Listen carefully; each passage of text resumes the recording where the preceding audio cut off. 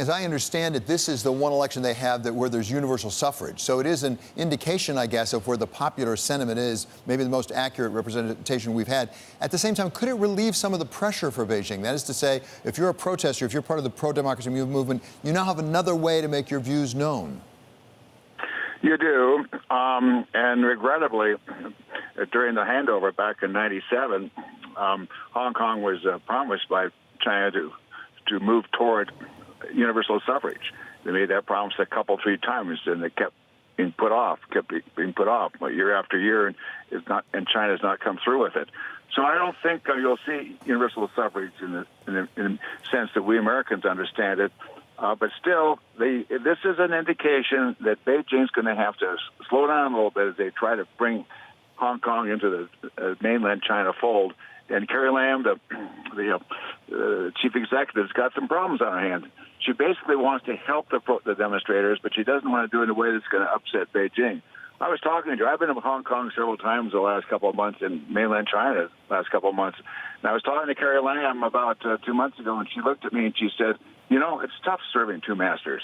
She's got to serve Beijing, but she also wants to serve the people. But basically, it's Beijing that controls. So let's talk about Beijing just for a moment. You were our U.S. ambassador, of course, to Beijing. Just today, we received word that our current U.S. ambassador has been summoned in by the Chinese government, I guess to be read the riot act about what they claim is interference in Hong Kong. Did you ever get summoned in? What's the significance of that action? Oh, yeah. Middle of the night, I got summoned 3 times. It's important. The host country is expressing its views. It's very upset with what the United States has done. In this case, I'm sure it's the action passed by both the House and the Senate, potentially revoking special status for Hong Kong. Beijing doesn't like that one bit, and it has some effect, but basically it does not really determine what the next course is going to be. So you said you met with Carrie Lam in the last couple of months when you were over there. Yeah. Did you get a sense from her about what she thought she could do to really bring this to a positive conclusion? She's in a tough spot. I asked her if she's going to run for another term. She said, "Oh, no. I'm not going to run for another term. I don't even want to continue this current term." She's a bureaucrat. She's very sympathetic with the people of Hong Kong. She grew up as a social service worker. She helped poor people in Hong Kong. She did a very good job with it. And I think that's partly why the Beijing government tapped her to be the chief executive. She cares. She cares a lot.